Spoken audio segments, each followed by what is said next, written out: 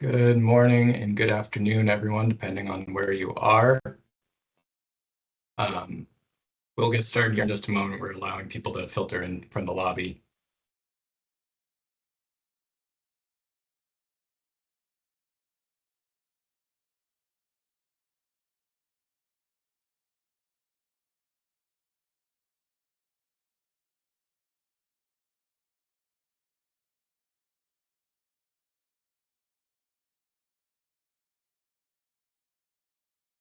Once again, we'll get started in just a moment here.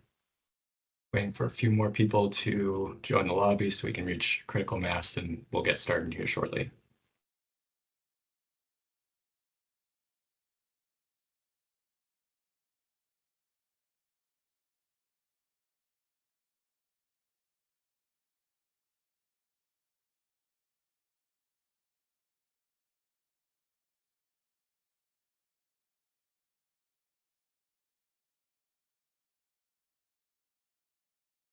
Great. I think we've got a good number to get started. Welcome, everyone, to this Quick Start Grant webinar series on designing inclusive and comprehensive electrification programs. Get started, just a quick couple of logistics. You'll automatically be muted by Teams upon entering the webinar. You'll have the ability to submit questions through the Q&A function. Please, when you do so, indicate who your question should be directed to. We'll answer as many questions as we can through that chat, and we'll have a few minutes between each presentation, ideally, to discuss some questions live if we need to. To provide a quick overview of what we'll go through today, I'm going to give a quick update on Tech Clean California and the Quick Start Grant Program if you're not already familiar with them. We'll also have grantees present the work that they accomplished through the Quick Start Grant Program, and we'll close with the discussion about the broader implications of their findings for heat pump market transformation. So jumping right into things here with Tech Clean California and the Quick Start Grant Program. Tech Clean California is a statewide initiative designed to accelerate the adoption of clean space and water heating technology across California homes. It is designed to support both existing programs and extend benefits statewide to help meet California's goal of being carbon neutral by 2045. The Quick Start Grant Program is part of these efforts. It's a grant opportunity designed to fund projects that test targeted, scalable ideas for overcoming barriers to adoption of heat pump technologies. The goal of the Quick Start Grant Program is to invest in high leverage opportunities to greatly broaden or deepen impacts of promising projects. It's also supposed to be informative by collecting useful qualitative and quantitative results from the funded project that furthers Tech's goal of addressing key market barriers. Some of the accomplishments of the program so far, we've been able to award 18 projects that tackle some of the most crucial barriers to increasing the market share of heat pumps in residential homes. Anything from addressing the split incentive for renters to increasing accessibility and maximizing program impacts.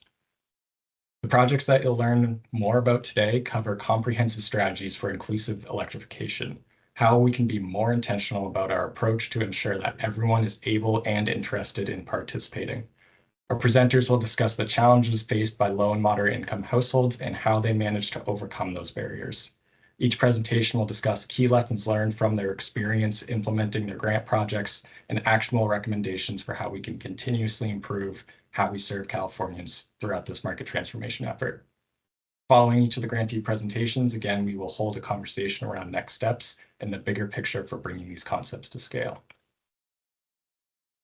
So without further ado, I'll pass it over to my colleagues at Franklin Energy to discuss their project on addressing home repair barriers in MCE's Home Energy Savings Program.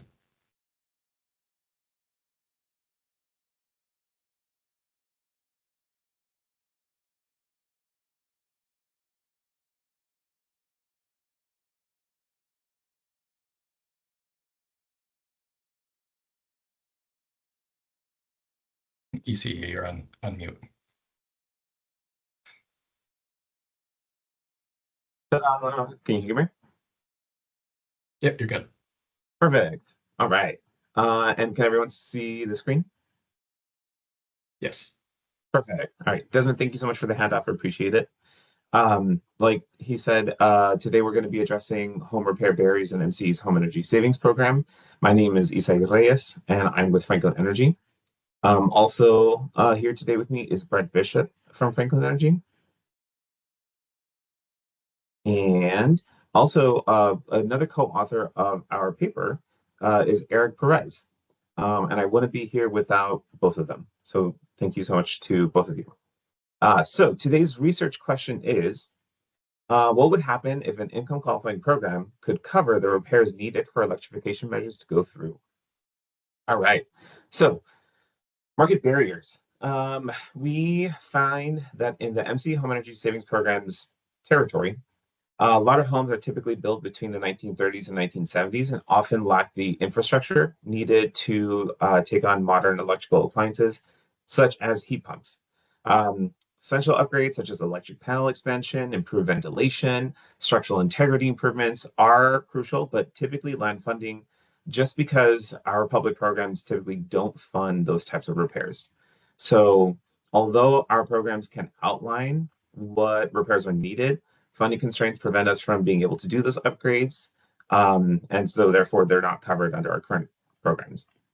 So a proposed solution was to utilize something like the Quick Start Grant. So thank you so much, Quick Start Grant. Utilize the Quick Start Grant to cover the cost of necessary home repairs needed so that heat pumps can be installed in the first place. This approach consolidates services under one program, reduces coordinating challenges between different trade pros, and helps speed up project timelines. So in the theory of change, by funding these repairs, our types of programs that are available to income qualified customers can help customers in a much more equitable manner, because we're able to not only provide the heat pump itself, but we're also able to provide those repairs, and it saves a lot of coordination on the customer's end to try to solve things on their own and then get themselves ready for programs like ours. So background on the Home Energy Savings Program. And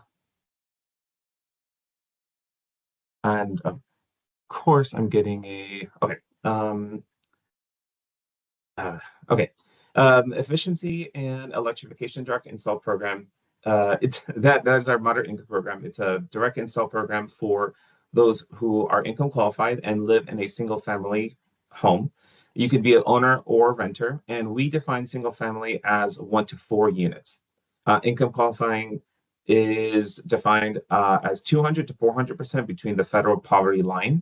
Another metric is the area median income, and that changes county per county. So our program is 4 counties wide. So to standardize, we have the federal poverty line instead. And typically, our customers are blue collar or retirees living in older homes with deferred maintenance. And our customers typically cannot qualify for low income programs. That's why we chose 200 to 400%. But also, they usually don't have the funds to take advantage of rebates to electrify their homes. So that's why programs like a modern income program exist. All right, so kind of jumping to the successes of the grant. During our Quick Start Grant period, the goal for the grant was to serve 20 homes with 20 heat pumps and handle any repairs necessary to getting those homes electrified, heat pumps installed. So again, 20 homes, 20 heat pumps. Instead, we were able to provide 47 homes with 57 heat pumps installed. So first column shows the type of heat pump installed or homes served. So the total number of homes served within the lifespan of a Quick Start Grant was a total of 70. The number of projects that received the Quick Start Grant repairs was 47. So 67% of participants in the Home Energy Savings Program were able to benefit from the Quick Start Grant's intervention. The number of heat pumps installed was 82 total, and 57 units benefited from the Quick Start Grant, so 69%. Breaking it down from type of heat pump, so heat pump HVAC, every single HVAC that we installed benefited from the fact that the Quick Start Grant was here. Every single one needed some kind of intervention, so that was really, really good to have. For the mini splits, almost all mini splits were units that took advantage of the Quick Start Grant repair funds. and 9 out of 33 heat pump water heaters benefited from the presence of the Quick Start grant. But before I move on, just basically right from the findings that we have here, with the existing funds from the Quick Start grant, we are able to serve way more homes than anticipated. And we'll go into why later. But some other metrics that the grant was interested in helping with the program, one of them was to help customers that were below our income threshold, so a little under 200% of the federal poverty line. Another goal was to help with marketing, so that in case we needed assistance with enrollment and participation in the program, that the grant could help in that as well. And it turned out that really what was needed was repairs, and we were able to take those repairs much further. I also have here a customer that gave a testimonial for the program. She really looked forward to being more comfortable in her summers and winters. She really encouraged customers to participate in the program some more. And if you get a chance to check out her testimonial on the MCE website, she'll give you insight that she actually really wanted to get rid of her dependency on gas. That was something that she wanted to do. She felt it was good for the earth, and she was very happy that she got to participate in a program that pushed her into that direction. So, electrification before and after Quick Start grant. So, in purple, you'll see our interventions without the grant. In green, you'll see our interventions with the grant. The chart includes data from 2021 to 2023. And the Quick Start grant work began in December of 2021 and ended in 2023. So one of the things I really want to point out is that, in green, you can really see that like we served way more cities with heat pumps because of the Quick Start grant's presence. In purple, you'll see that we're much more limited and our quantity in certain cities is much higher. But that was just because there are certain areas that were more heat pump ready than others. But with the Quick Start grant, the territory really widened up. We're able to serve more cities, more counties. We have 4 counties in the MCE Home Energy Savings Program's territory. And so we were able to provide heat pumps in a much more equitable fashion now that the Quick Start grant was present. The other thing that's not shown in this chart is that 5 customers got 2 electrification units. So you may have seen previously that 47 homes were able to get 57 heat pumps. It was because we started being able to combo electrification measures in a single home. We did 2 mini splits in one home. We were able to do a mini split in heat pump water heater, heat pump HVAC, and heat pump water heater. That wasn't doable without the intervention of the grant. So what exactly did the grant fund? So here we have a table that is also in the public report. So if you really want to go in and chew on the units, you can take a look at it there. But one thing I really wanted to point out is that on the far left, you have the type of repair, and you'll notice that they're categorized as major, moderate, and minor. We created a standardized way of capturing what type of repairs are necessary, from major electrical repair to minor repair. In the full report, you get kind of details of exactly what that means. But here you can kind of see too, there's subpanels, dedicated circuits. There's also plenum replacement, some plumbing repair. But overall, by reading the overarching victories of the service, the most common repair that we found was the moderate electrical repair. That work includes adding a 230-volt dedicated circuit where there wasn't one before, a home run, rebalancing the panel, updates to the breakers, and panel facelift for 2 reasons. One, we want to make sure that we pass any permit inspection. And 2, we want to make sure that the heat pumps come in and that the quality of life of the person doesn't get affected. Meaning, if someone turns on the light in the kitchen while their mini split is running, like that a breaker doesn't shut off, right? So we rebalance the panel to make sure that the heat pump comes in and it works cohesively with the home. The moderate electrical repair is typically applicable to any heat pump, and it can be between 12 100 and 2,000, depending on when it's taking place. Inflation is pretty real. So right now, I would say, yeah, 12 to 2,000. And especially when you can keep costs low when the electrical work is handled by the heat pump installer. The second most common repair was the plenum replacement, quite necessary for the heat pump HVAC systems, since duct sealing, which is a measure available in CPUC programs, may not suffice in being able to do all the repairs needed to get the ducts to really work well for this new system. That can be 500 to 5,000. It really just depends on the conditions of the ducts when you get there. We did a flat rate structure like this, not just this minor to moderate, but each minor to moderate repair had its own flat rate cost. We did that for a few reasons. It benefits the contractor because it matches their existing pay structure with the public program. Usually we do flat rate fees for services in homes. It also saves time for implementers and program administrators. So for Franklin and for MCE, it really helps us forecast how much we can do with the existing budget that we have. So when you have these minor to major repairs with existing cost structures, and then you have data of like what it can take to do that kind of work, it really helps us understand, all right, how many heat pumps can we put in? How much repair is going to be needed? How much budget do we need to fund those repairs? So it really helps all participants that we have these existing structures. So identifying best practices and implementation. For us, we found that a closed contractor model really works because it reduces costs. It keeps the work in-house. That way you're not trying to find different contractors to fulfill one heat pump install. Combining measures with the fixes, that's an option. Meaning, so in our program, we have the heat pump install, the heat pump unit cost, and as well as the repair. There's a model where you can integrate those two into one unit if you'd like to do that.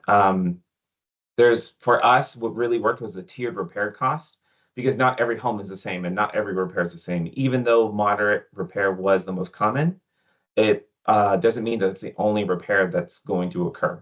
So, and then that also, frankly, like our repairs reflect our territory. We understand that there are other places that got quick start grants or other types of help. Theirs may look a little different than ours. So for us, the tiered repair cost system really worked the minor to major so that we can forecast, plan ahead, be adaptable to the field. And then, of course, scaling through existing programs, again, program design wise, like the direct install model really supports wider adoption of efficiency, especially for the income qualifying or equity space. A lot of our customers can't participate in rebate programs. So it's really good that a direct install program can not only handle the machine itself, but also any repairs. That way a customer is not trying to find a random electrician to barely get them by and get a heat pump installed, and then there's a problem that can take place in the future. So really good for design to handle the repairs yourself. Best practices is equitable heat pump adoption. So to me, like it makes a lot of sense for our public programs to fund electrical repairs. I'm also running out of time, so I'm going to keep going. And then optimize panels so that you pass permits and make sure that the quality of life of customers are not impacted just because we're trying to get a heat pump installed.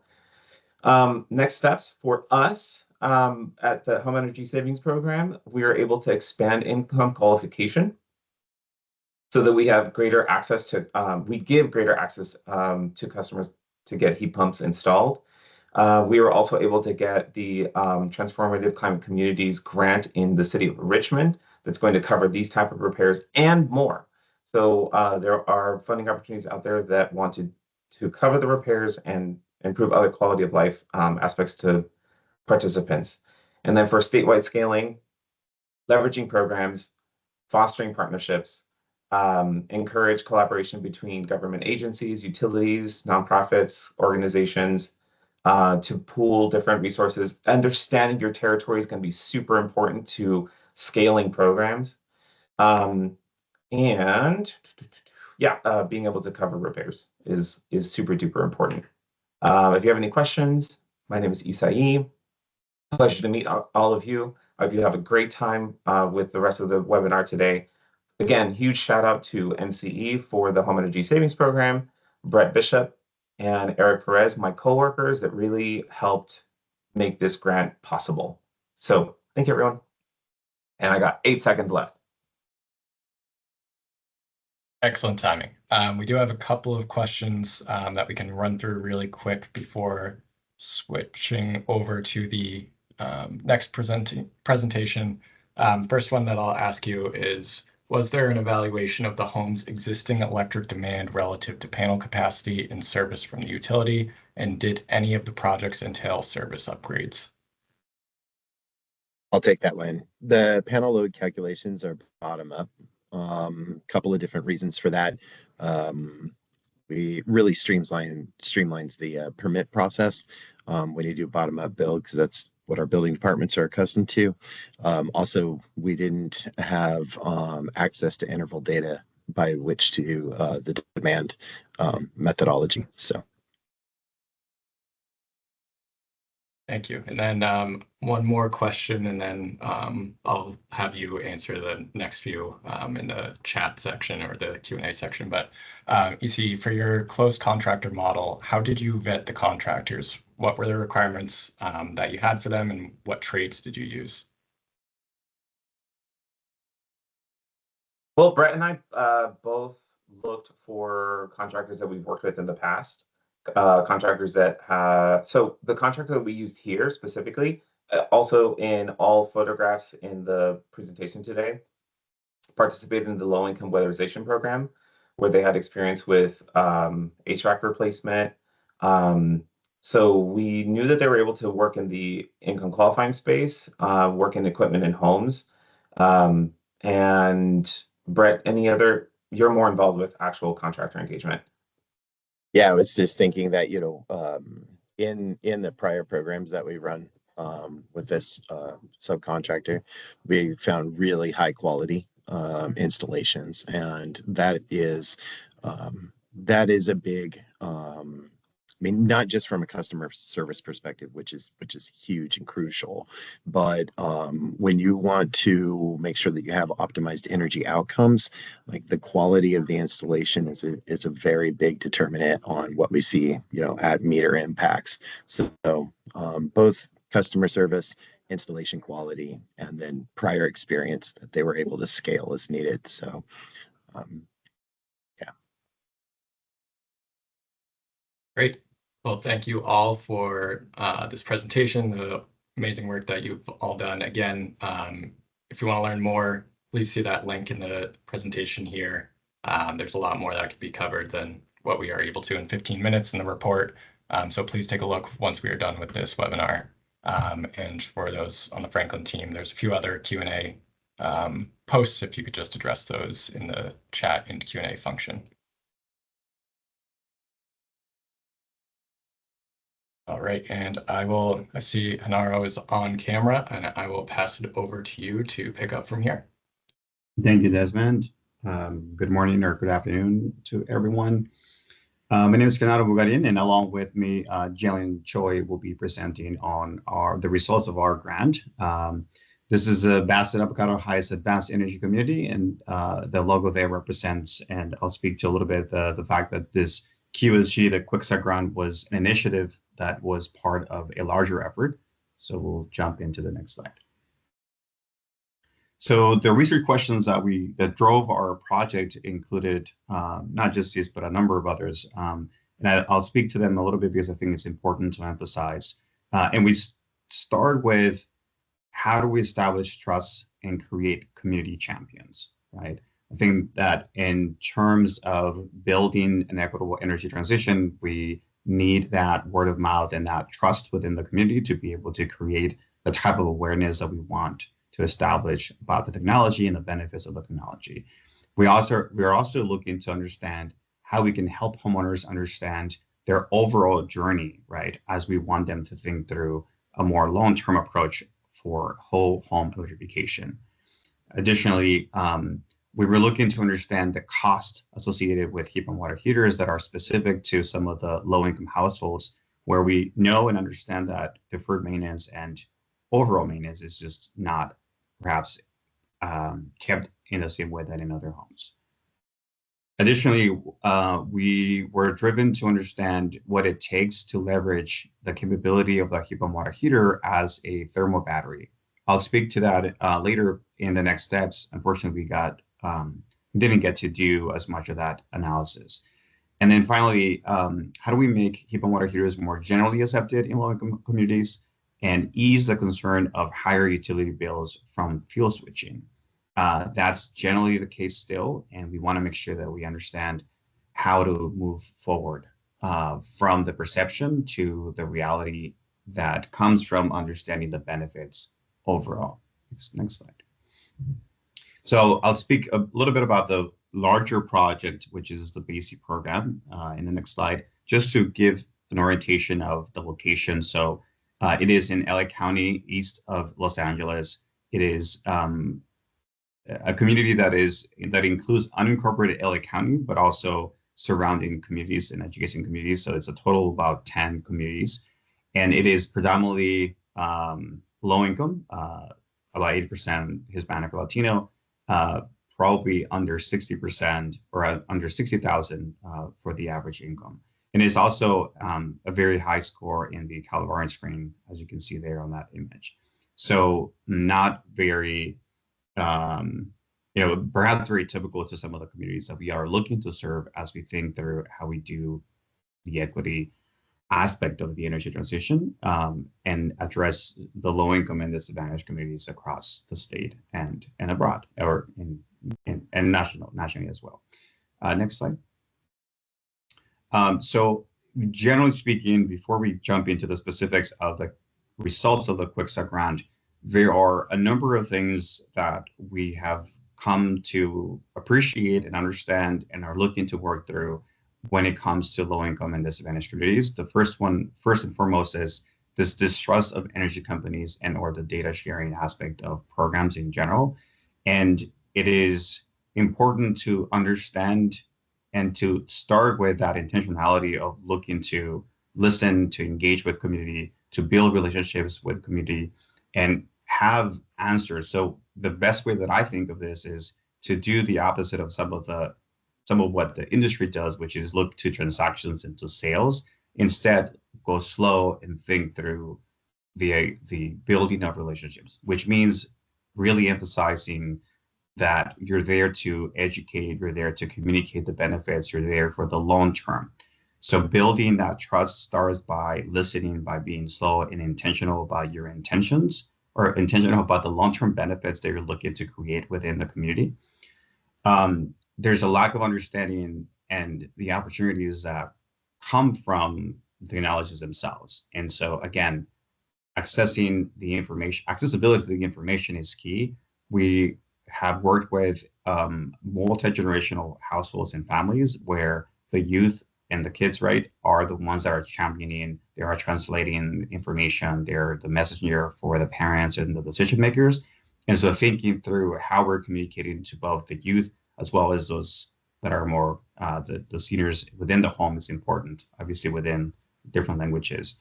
I think we're also having to be very thoughtful about the environmental justice aspect of things. And so being intentional about that, acknowledging the fact that we're working with communities and households that have perhaps been promised things that haven't been delivered for them, that have been at the lower end of the investment in their community in many ways across their life, and being very proactive at communicating the long-term solution that we're looking to provide through the work that we're doing, and the collaboration we're looking to build with them is important.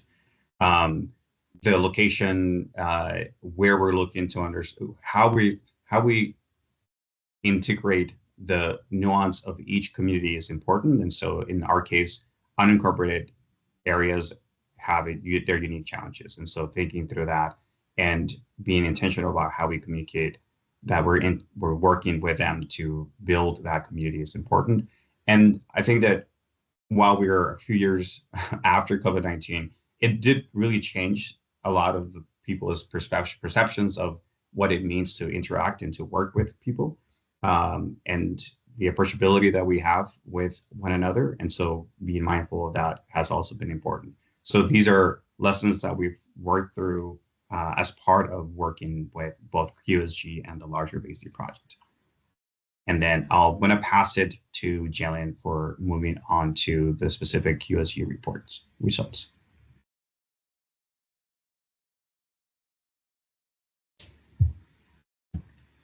Next slide.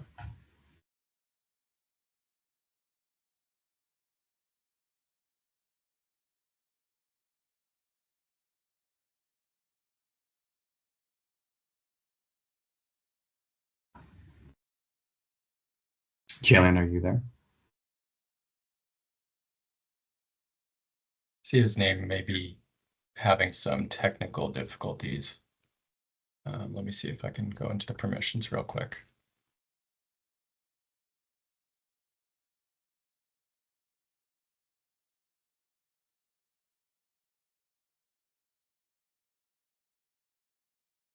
Jalen, are you able to unmute now?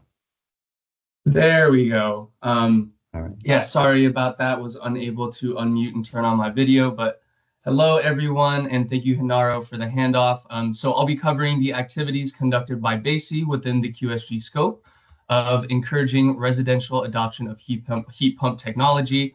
And just a disclaimer, in the interest of time, I'll only be covering the high-level takeaways of the program. If you'd like to know more details, definitely encourage you to look through our final report, which is on the QSG website. But yeah, first off, jumping into the activities timeline and covering all the work that we were able to accomplish under QSG, starting with the outreach and enrollment phase. So this phase lasted about a year in partnership with Day One, who is an established community-based organization in the BASI area. With their help, we were able to achieve over 8,000 resident touchpoints. And the images you see up on the screen are examples of some of the outreach strategies that we used. And this included attending local events, such as public school events, county resource fairs, and also utilizing direct mailers. Next up is the tune-up assessments and services, which was completed in collaboration with our contractor, Water Heater Warehouse. And so the tune-up assessments determined the remaining useful life of existing gas water heaters that were assessed, and if tune-up services could be performed to extend their useful life. The assessments allowed us to identify at-risk water heaters that were operating past their useful life, which meant tune-up services could not be performed and a replacement was recommended. Homeowners could then use this knowledge to take the steps needed to avoid emergency water heater replacements due to equipment failure.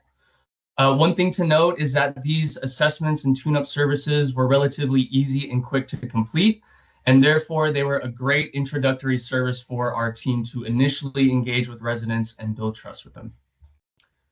Next slide, please. And then going on to part 2 of our activities timeline, starting with the home energy assessments and reports. So these were both educational resources provided to homeowners to encourage whole home electrification. The assessments detailed the approximate savings they would achieve by participating in BASI. So as Hinaro mentioned, pairing that solar and battery storage, as well as providing information on funding for additional electrification measures outside of our program, really reinforcing that customer education component of our program. And last but not least, of course, our heat pump water heater installation phase.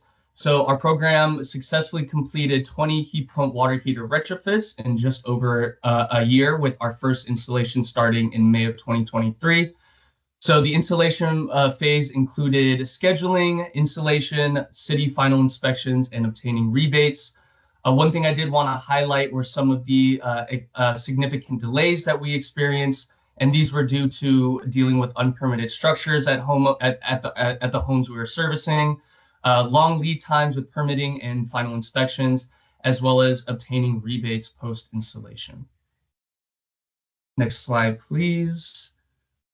Next up here are the key results of the services our program provided. So our program did reach all 3 of our initial goals of completing 50 tune-up assessments and reports, 20 home energy assessments, and 20 heat pump water heater installations. And so since all of our homeowners participating in BASE were low income, it was imperative for our program to provide all of these services to residents at no cost for accessibility. And this was made possible with combining the use of the CEC EPIC grant funds, the QSG funds, as well as the Tech Clean California Heat Pump Water Heater Incentive Program.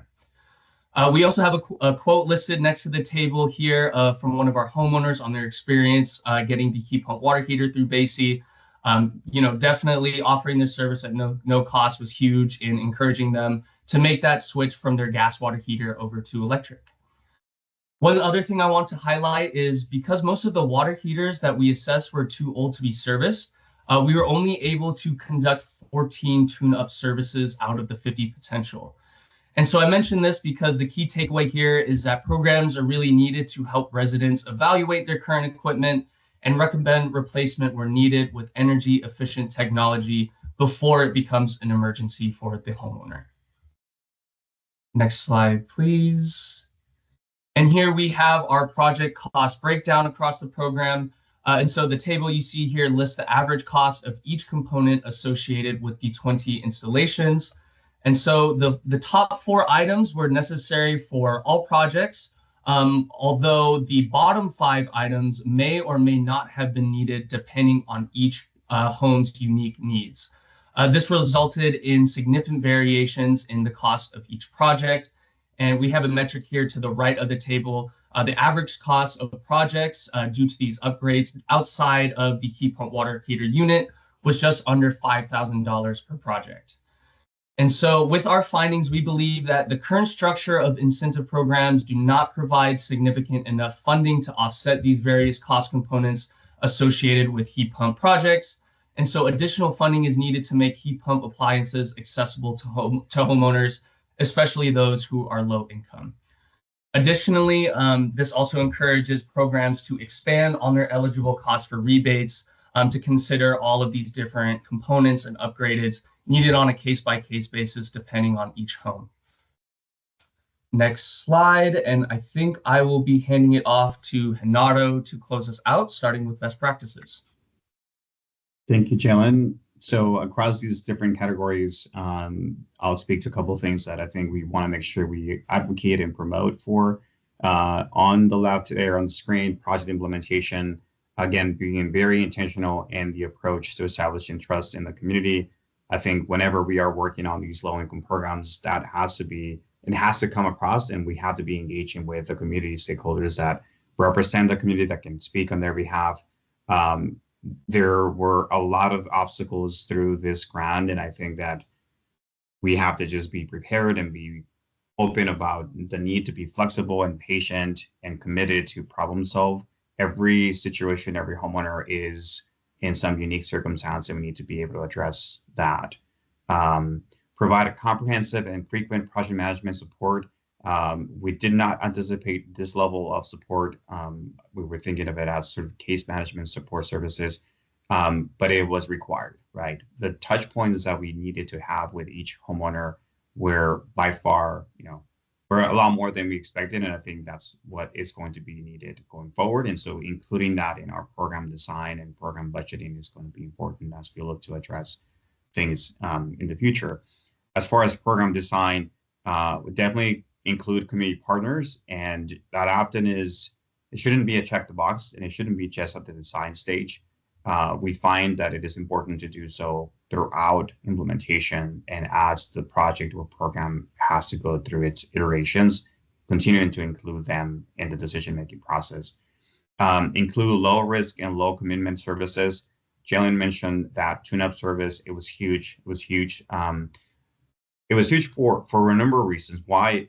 First, it was easy for people to process. Okay, you're going to come in and service my water heater. That's great.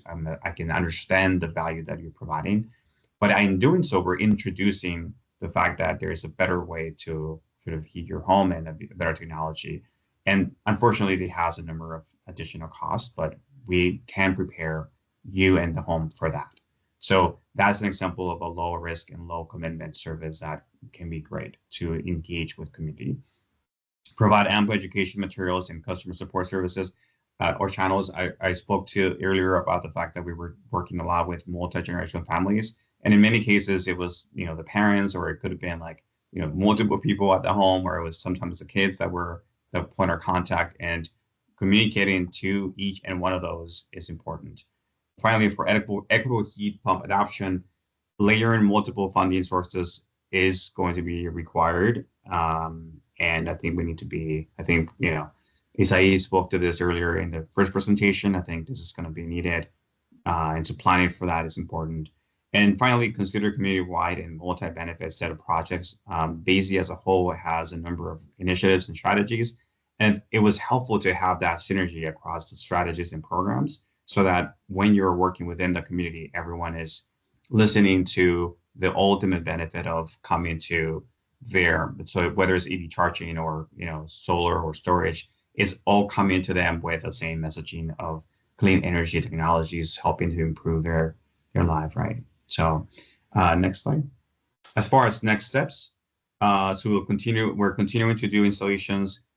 We are coordinating with Edison, Edison on their Smart Grid Rewards Hot Water program. That's going to introduce the value of that thermal battery on the heat pump water heater to the residents, and have them appreciate that benefit of it in addition to the other stuff. We're looking to understand how rooftop solar and battery storage, along with the heat pump water heater and other electrification, is going to happen, and sort of what we can learn through that process. We're stimulating benefits of grid services for the heat pump water heater along with a battery, and so that would be interesting to see if there's something there that we can think through or monetize for scalability. We will continue to document and share best practices. And one of the things that we're looking to do is build capacity across all the partners that we're working with. And I think as an evidence to that, the Electrification and a bunch of other partners were able to secure a TCC implementation grant for the city of Pomona. And that $20 million is a bit of a testament to the fact that we're growing and expanding and doing this work and learning what it takes, and then applying it to other initiatives and across all the work that all of these organizations are doing in the community. So I think that is it. Thank you. Great. Thank you so much, both of you. Before moving into the facilitated discussion, just a quick minute or two for a question from the audience. How did you perform the home energy assessments and predict energy savings from the work that you were able to accomplish in each home?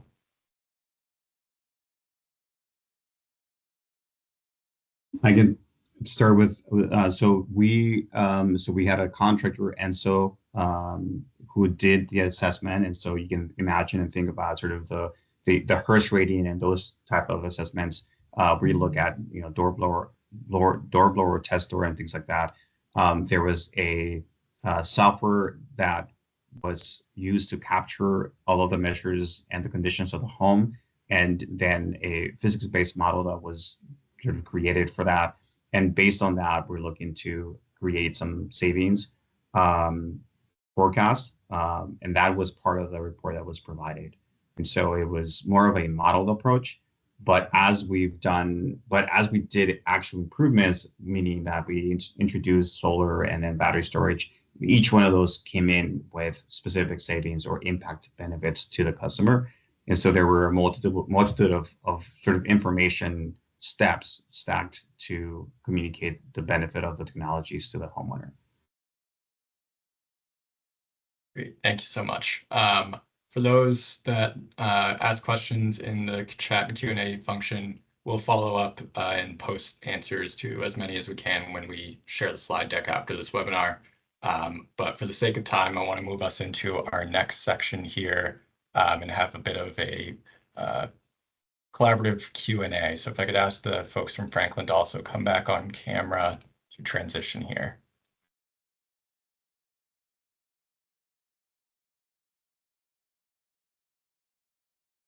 All right. So hopping right into things, funding is obviously one of the biggest things of mind for most people. Financial constraints are often a major barrier for many households to move forward with heat pump installations. And as both of you have touched upon, while there are a number of great programs that support income qualified households, it seems from your experience implementing these projects that these funding sources are not always well aligned, potentially limiting program reach and creating a gap in service, even with the best of intentions. So Hanaro and Jalen, I'll start with you with this question. What are some strategies that can streamline the current structure of braiding multiple funding sources into a more manageable system to electrify homes? Yeah, thank you, Desmond. I think obviously, since funding sources come with specific requirements, consolidating the implementation partner around that is important. Simplifying the number of partners or contractors or just general partners, right, is going to be key, because that creates simplification in the implementation and design. And then standardizing requirements, right, whether it's just the equipment itself or other programmatic aspects of it, just so that it's simpler and it reduces the overhead and burden on the implementation side of the program. That would be important. And then simplifying the message to the customer, making sure that they don't have to think through where things are coming from, how things are funded. I think that's part of the solution. Thanks. And folks in Franklin, do you have anything to add to that point there? I would just like to second everything Gennaro just said, but that's been our experience as well. You know, we've worked with the tech team to set up our team as a participating contractor in tech so that we can leverage the tech rebates that are equity-focused rebates from tech, to be specific. And then we take in the back office burden of, you know, we have a ratepayer funded source, and then we have, you know, tech provided funding or funding from the Transformative Climate Communities grant. And then there's a little bit of magic hat sorting on the backside, but we provide all of that for the workforce, for the customers that we serve.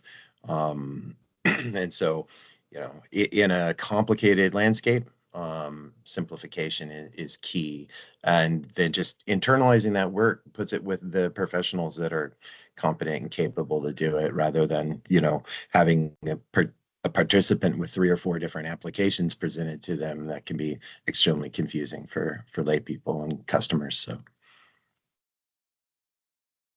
Yeah, I also thought ahead. it was interesting that both organizations were selected for TCC with Strategic Growth Council. So great to see that this work is continuing in the communities that we're targeting with our services. So awesome stuff.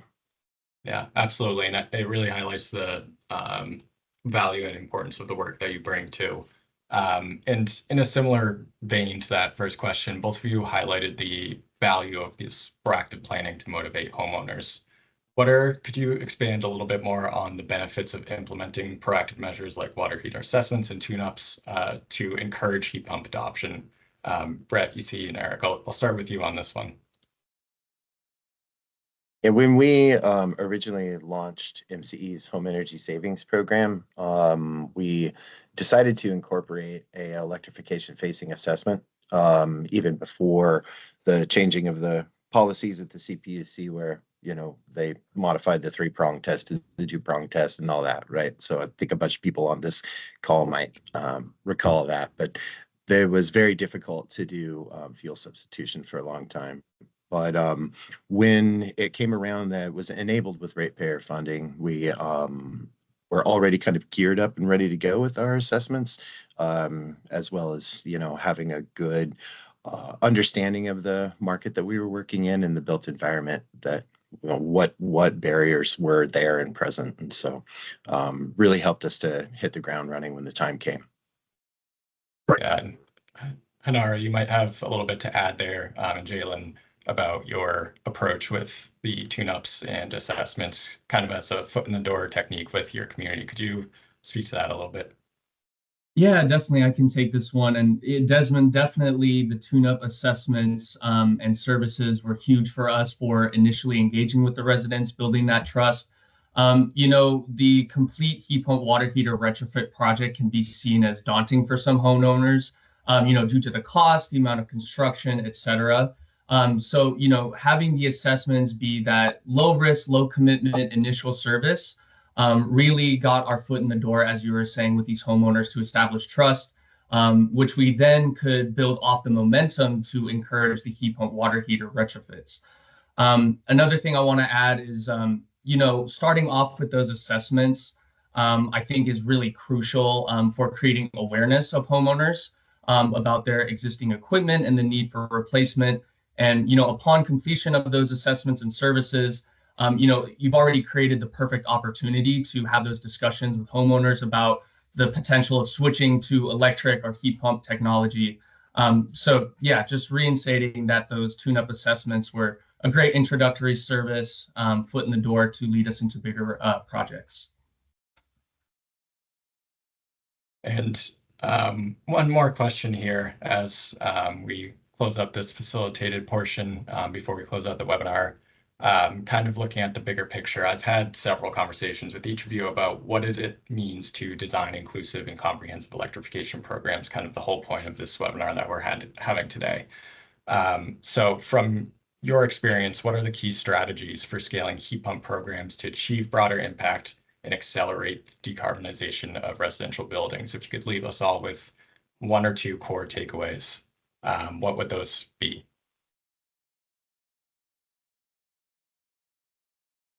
I can start by just saying that whenever we think about inclusive or the equity aspect of the incentives, it is immediately going to trigger a whole different approach. And if we're not prepared to think through that and understand how we began that, I think that's going to be the challenge. So first, we need to think and realize that we need a new approach for all of that aspect of or all that work, right? And it's not going to be transactional, transaction based. It's going to be community based, community first, and relationship based. So that's going to be take a different approach. And there are more funds in many cases for that, but they're often not enough. And so I think we need to think through how we bring some of the private money and how we innovate on the business models of the contractors and our trade partners to ensure that we can meet those gaps, not just for that, for these demonstration projects, but for the, for the whole communities and, across the state. So just a few thoughts. I'd like to chime in. I think short term, if programs can handle any repairs in the house, just like this quick start grant helped us to do, it would be great because Jalen mentioned being able to introduce heat pump readiness into the home with the customers early on. And it's sometimes hard for a public program like ours to do something like that if funding isn't available to be able to do the install, whether that be because of repairs or some other issues that might be going on in the home. So we don't want to come up to people and tell them, hey, here's like a problem that you need to fix. That's like really important. And I think I'm blinking. So myopically, yeah, repairs would be very good. And I think I seem to be blanking. Okay, sorry. Thanks, ECU. Brett or Eric, do you have anything else to add to that? Yeah, just over the years that we've been implementing this program, it's been very helpful for the community level trust, right? People recognize the name. We've helped somebody down the street from them. When we came into the market initially, back 2018, 2019, a lot of these communities have been saturated with, offers that sound too good to be true from some solar power purchase agreement contractor or something out there. And so kind of being able to cut through that noise and through all of the marketing and stuff that they're conditioned to, being that trusted voice and working with the CBOs in the region, and having the backing of a great organization like MCE. We can go in and start talking to customers about what services we can provide, and we're not overcoming that kind of that distrust that's just kind of baseline in some of these communities that we're serving. So at a community level, there's there's that trust barrier that was pretty substantial, and thankfully now people recognize the name and know what we're about. So that really helps quite a bit. Thank you. Jalen, anything else to add from your end there? Maybe just a minor thing, something that we discovered. We found that a lot of residents were disqualified because of their existing equipment or home characteristics. So we found that possibly expanding on the eligible equipment that would be feasible for replacement with heat pump technology would allow more accessibility, especially throughout low-income communities, to participate in heat pump technology adoption. Well, thank you all so much. I'm going to close this out here in the last couple of minutes that we have. Just highlighting that these reports, once again, have been published online. Please take a look at them at the Tech Public Reporting site on each of the grantees' respective pages. The recording and slides from today will also be posted on the Tech Public Reporting site afterwards.